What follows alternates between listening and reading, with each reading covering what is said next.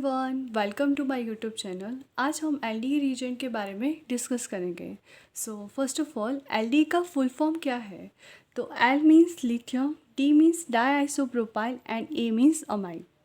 ठीक है, ये एल्डिहाइड का फुल फॉर्म है। अब हम उसका स्ट्रक्चर के बारे में देखते हैं।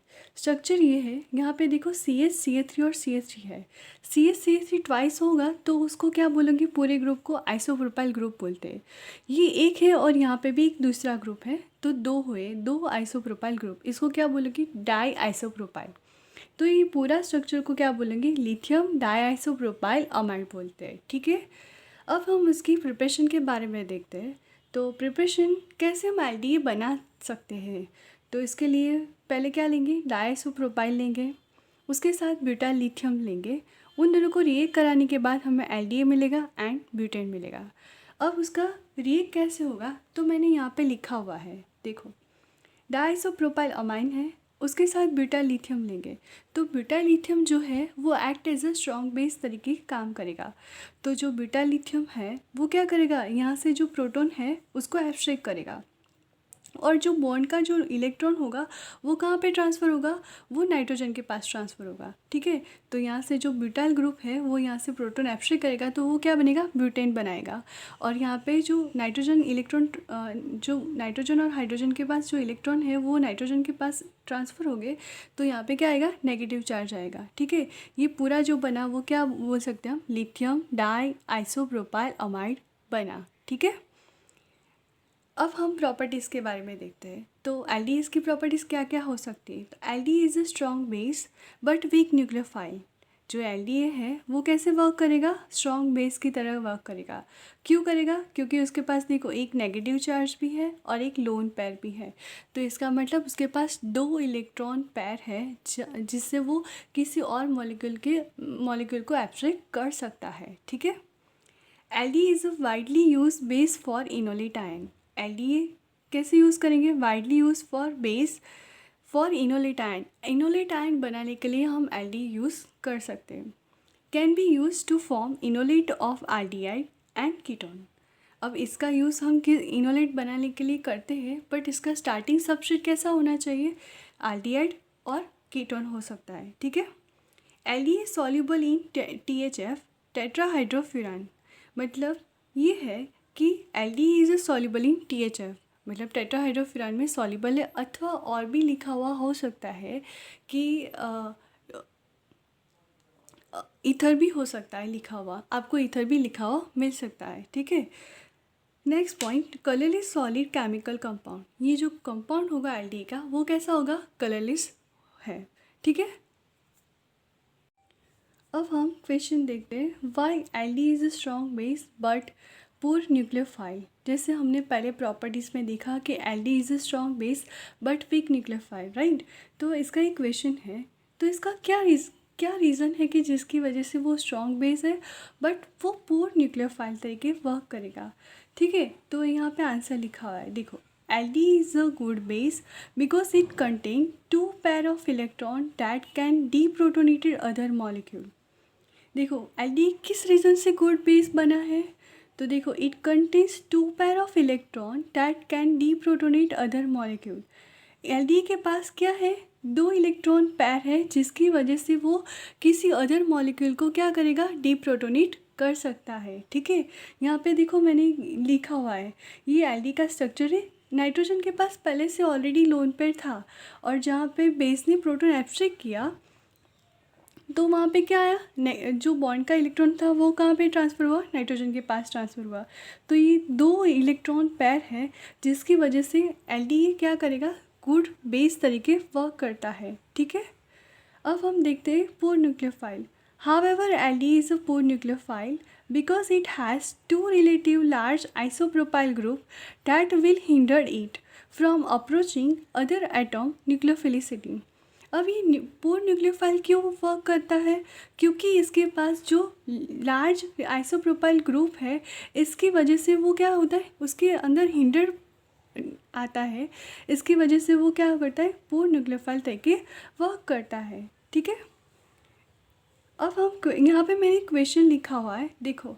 यहाँ से आपको जो भी क्वेश्चन आगे आपको पूछा जाएगा उसमें आप क्लियरली फाइंड कर सकते हैं कि एल्डी कब आता है, और अगर अदर बेस लिखा हुआ होगा तो आपको कैसे आप फाइंड कर सकते हो क्वेश्चन में। ठीक है, देखो यहाँ पे एक जनरल मॉलिक्यूल मैंने ड्रॉ किया हुआ है। देखो C+O, यहाँ पे जो CH3 है मैंने उसको सिंपली CH2H करके लिखा हुआ है।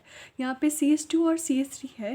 देखो यहाँ पे क्या है, एक ही मिथाइल ग्रुप है जिसको हम क्या बोल सकते हैं, लेस सब्स्टिट्यूशन साइड। और यहाँ पे क्या है, CH2 CH3 है तो इसको क्या बोलोगे, मोर सब्स्टिट्यूशन साइड बोल सकते हो। ठीक है, अब देखते हैं इन दोनों पोजीशन को हम बेस से प्रोटॉन एब्स्ट्रैक्ट करवा सकते हैं। अगर हम बेस ऐड करेंगे तो प्रोटॉन एब्स्ट्रैक्ट हो सकता है। क्यों प्रोटॉन एब्स्ट्रैक्ट हो सकता है, क्योंकि आपको पता होगा कि C+O है, उसके बाजू में जो भी कार्बन के पास हाइड्रोजन होगा वो कैसा होगा, हाईली एसिडिक होगा, जो इजीली बेस के साथ क्या करेगा, प्रोटॉन एब्स्ट्रैक्ट कर सकता है। ठीक है, अब हम यहाँ पे बेस ऐड करते हैं। पहले हम लेस सब्स्टिट्यूशन साइड से प्रोटॉन एब्स्ट्रैक्ट करवा रहे हैं। ठीक है, तो देखो यहाँ से प्रोटॉन एब्स्ट्रैक्ट होगा तो यहाँ पे बॉन्ड का जो इलेक्ट्रॉन होगा वह कहाँ पे जाएगा, कार्बन के पास जाएगा। तो यहाँ पे देखो कार्बन के पास क्या आएगा, CH2 negative charge and C+O as it is. अब देखो नेगेटिव चार्ज CH2 के पास है और आगे रेजोनेंस पॉसिबल है, तो ये नेगेटिव चार्ज आगे इस कार्बन बॉन्ड के ट्रांसफ़र करती हूँ।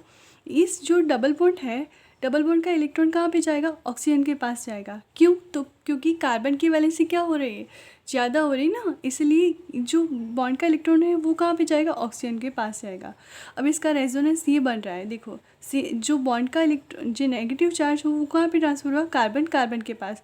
तो यहाँ पे क्या बना, डबल बॉन्ड बना, और यहाँ पे कार्बन की वजह से ज़्यादा बढ़ रही है, इसकी वजह से ये बॉन्ड का इलेक्ट्रॉन कहाँ पे ट्रांसफ़र हो रहा है, ऑक्सीजन के पास ट्रांसफ़र हो रहा है।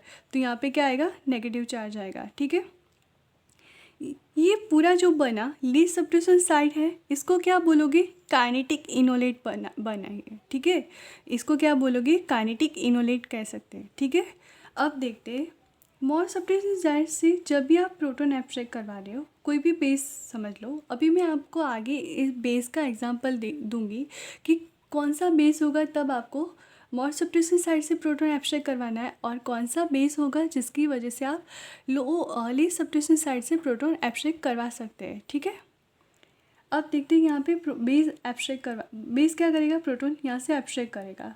अब इस बॉन्ड का इलेक्ट्रॉन कहाँ पे जाएगा, इस कार्बन के पास, तो यहाँ पे क्या आएगा, नेगेटिव चार्ज, यहाँ C+O और CH3 एज इट इज़। ठीक है, अब ये जो नेगेटिव चार्ज है वो कहाँ पे ट्रांसफ़र होगा, इस बॉन्ड के पास ट्रांसफ़र होगा, और यहाँ पे कार्बन की वैलेंसी ज़्यादा हो रही, तो यहाँ पे क्या होगा, रेजोनेंस पॉसिबल है, तो बॉन्ड का इलेक्ट्रॉन कहाँ पे जाएगा, ऑक्सीजन के पास जाएगा। ठीक है, अब इसका रेजोनेंस पॉसिबल है, तो देखो ये हो रहा है, यहाँ पे डबल बॉन्ड, यहाँ पे O नेगेटिव चार्ज। तो देखो यहाँ पे CH3 और H है, और यहाँ पे क्या है, CH2 है, तो यहाँ पे क्या हुआ, मोर सब्स्टिट्यूशन साइड बना, और ये थर्मोडायनेमिकली इनोलेट बनता है। ठीक है, ये क्या बनेगा, थर्मोडायनेमिकली इनोलेट। जहाँ पे मोर सब्स्टिट्यूशन साइड होगा वहाँ पे थर्मोडायनेमिक इनोलेट बनता है, और जहाँ से आप लेस सब्स्टिट्यूशन साइड से प्रोटॉन एब्स्ट्रैक्ट करवा रहे हैं वहाँ पे क्या बनेगा, काइनेटिक इनोलेट बनता है। ठीक है, अब हम बेस तो देख के नहीं बता सकते कि इसमें काइनेटिक इनोलेट बनेगा या थर्मोडायनेमिक इनोलेट बनेगा। उसके साथ एक और कंडीशन लागू होती है। देखो यहाँ पे मैंने एक नोट्स बनाई हुई है, थर्मोडायनेमिक इनोलेट और काइनेटिक इनोलेट। इसके लिए बेस तो होगा आपके पास, बेस भी होगा, और एक टेम्परेचर भी इफ़ेक्ट करता है कि वो टेम्परेचर क्या है। अगर वो लो टेम्परेचर होगा, बेस आपके पास LDA होगा, उसके साथ सॉल्वेंट भी होगा, और वो 0 से लेके -78 सेल्सियस तक होगा, तो आपको काइनेटिक इनोलेट मेजर मिलेगा, फाइनल आंसर। और जब भी थर्मोडायनेमिक इनोलेट होगा तो आपको बेस दिया होगा sodium ethoxide, potassium hydroxide, potassium tertiary butoxide दिया होगा, और उसके साथ आपको मिलेगा टेम्परेचर जो रूम टेम्परेचर होगा। तभी आप मेजर प्रोडक्ट, जो भी मेजर आंसर होगा उसको आप थर्मोडायनेमिक इनोलेट बना सकते हो। ठीक है, ये पूरा नोट्स से आप अपनी नोट्स में लिख सकते हो, ताकि आप एग्ज़ाम में जो भी क्वेश्चन आएंगे उसको इजीली आप सॉल्व कर पाओगे। ठीक है, अब हम क्वेश्चन देखते हैं। आई होप कि आपको इतना तक समझ में आ गया होगा। अब हम मैं क्वेश्चन देखते ताकि आपको इजीली समझ में आए कि ये कैसे वर्क करेगा, ठीक है। तो देखो यहाँ पे एक मॉलिक्यूल लिया हुआ है मैंने, यहाँ पे एल है, -78 सेल्सियस है और क्वेश्चन आपको दिया हुआ है, आपको ए फाइंड करना है और यहाँ पे पोटेशियम टर्सरी ब्यूटॉक्साइड दिया हुआ है और बी, जो दोनों आपको बनाना है। एक ही मॉलिक्यूल है बट आपको बेस अलग अलग दिया हुआ है और उसमें टेम्परेचर भी अलग अलग है। देखो यहाँ पे -78 सेल्सियस है, यहाँ पे डिराइव टेम्परेचर नहीं दिया गया है, डैट मीन्स ये रूम टेम्परेचर पे होगी रिएक्शन, ठीक है। अब हम पहले प्रोडक्ट ए बनाएंगे, ठीक है। तो यहाँ पे देखो ये स्ट्रक्चर मैंने बनाया हुआ है, यहाँ पे क्या है CH3 है। तो आपको पता होगा कि जो एल है वो क्या कहाँ से प्रोटॉन एब्स्ट्रैक्ट करेगा, लीस्ट सब्स्टिट्यूशन साइड से प्रोटॉन एब्स्ट्रैक्ट करेंगे। तो मैंने यहाँ पे सिंपली लिखा हुआ है कि CH2H ऐसे लिखा हुआ है ताकि हम जो बेस है वो प्रोटॉन इजीली एब्स्ट्रैक्ट करके आपको यहाँ से मिल जाए, ठीक है। ये मॉलिक्यूल मैंने ऐसे ड्रॉ किया हुआ है, एल डी -78 सेल्सियस। तो ये क्या करेगा, प्रोटॉन एब्स्ट्रैक्ट करेगा। ये बॉन्ड का इलेक्ट्रॉन जो होगा वो कहाँ पे जाएगा, इस कार्बन के पास जाएगा, ठीक है। तो यहाँ पे क्या बनेगा, जो बॉन्ड का इलेक्ट्रॉन यहाँ पे ट्रांसफ़र हुआ तो यहाँ पे आएगा नेगेटिव चार्ज, ठीक है। अब ये नेगेटिव चार्ज है तो आगे रेजोनेंस पॉसिबल है, तो इसका रेजोनेंस क्या होगा, ये बॉन्ड का इलेक्ट्रॉन जो नेगेटिव चार्ज है वो कहाँ पे ट्रांसफ़र होगा, इस बॉन्ड पे। और यहाँ पे कार्बन की वैलेंसी ज़्यादा हो रही, इसकी वजह से देखो आगे रेजोनेंस पॉसिबल है। तो क्या होगा, इस बॉन्ड का इलेक्ट्रॉन कहाँ पे जाएगा, ऑक्सीजन के पास जाएगा, ठीक है। इसका रेजोनेंस देखो, यहाँ पे डबल बॉन्ड, यहाँ पे ऑक्सीजन पे क्या आएगा, नेगेटिव चार्ज आएगा। ये जो इनोलेट बना है इसको क्या बोलेगी, काइनेटिक इनोलेट। क्यों, बिकॉज इस least substitution side proton abstract, right. अब देखो यहाँ पे एक और चीज़ भी है, यहाँ पे Br दिया हुआ है।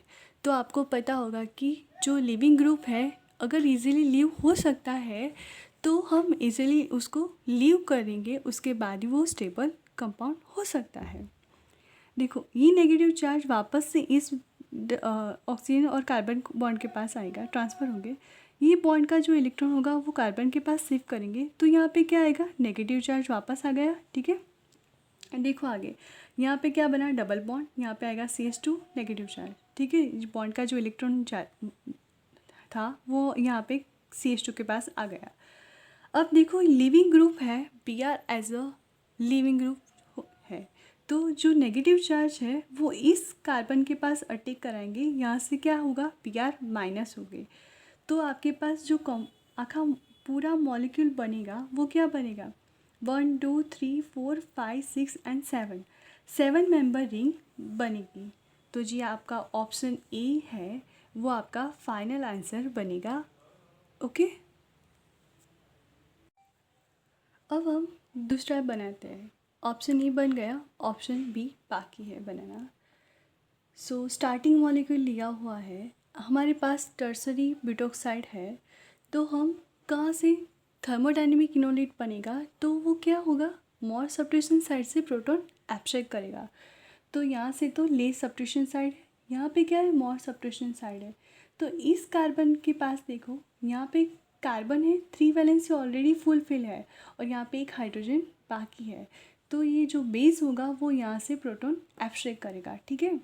तो आगे देखो ये जो प्रोटॉन एब्स्ट्रैक्ट करेगा, जो बॉन्ड का जो इलेक्ट्रॉन होगा किसके पास ट्रांसफ़र होगा, कार्बन के पास ट्रांसफ़र होगा, ठीक है। अब आपको पता है कि आगे रेजोनेंस पॉसिबल है, तो जो नेगेटिव चार्ज है वो ट्रांसफ़र होगा कार्बन कार्बन बॉन्ड के ऊपर, और जो कार्बन ऑक्सीजन का बॉन्ड है वो बॉन्ड का इलेक्ट्रॉन कहाँ पे ट्रांसफ़र होगा, ऑक्सीजन के पास ट्रांसफ़र होगा, ठीक है। अब इसका भी आगे रेजोनेंस पॉसिबल है। देखो यहाँ पे क्या बना, डबल बॉन्ड और यहाँ पे आया नेगेटिव चार्ज। ये जो पूरा मॉलिक्यूल बना वो क्या है, थर्मोडायनेमिक इनोलेट बना, ठीक है। अब आपको पता है कि Br है as a leaving group remove हो सकता है, तो उसको लिविंग ग्रुप रिमूव करेंगे, उसके बाद जो आंसर मिलेगा वो कैसा होगा, स्टेबल होगा। जो नेगेटिव चार्ज है वो कहाँ पे ट्रांसफ़र होगा, इस कार्बन और ऑक्सीजन का बॉन्ड है वहाँ पे ट्रांसफ़र होंगे। बॉन्ड का जो इलेक्ट्रॉन होगा वो कहाँ पे, डबल बॉन्ड का इलेक्ट्रॉन इस कार्बन के पास ट्रांसफ़र होगा। तो यहाँ पे आया डबल बॉन्ड, यहाँ पे आया नेगेटिव चार्ज। अब आप नंबरिंग करके कर सकते हो ताकि आपको पता चले कि किस टाइप की रिंग बन सकती है आपके मॉलिक्यूल पे। यहाँ पे मैंने लिखा 1 2 3 4 एंड 5। तो ये जो नेगेटिव चार्ज है वो कहाँ पे ट्रांसफ़र होगा, इस कार्बन के पास, और यहाँ से Br रिमूव होगा। तो आपके पास पता है ये ऑलरेडी 5 मेंबर रिंग है और ये भी 5 मेंबर रिंग बनेगी, ठीक है। तो देखो यहाँ पे 5 मेंबर रिंग और यहाँ पे 5 मेंबर रिंग, ये पूरा C डबल बॉन्ड CO3 इस कार्बन पे आएगा, ठीक है। तो ये आपका आंसर बना product P। Okay, I hope कि आपको समझ में आया होगा और आपका डाउट क्लियर हो गया होगा। अगर आपको ये वीडियो अच्छा लगा तो आप लाइक करो, कमेंट करो और शेयर करो और छोटा सा सब्सक्राइब भी करो। Thank you.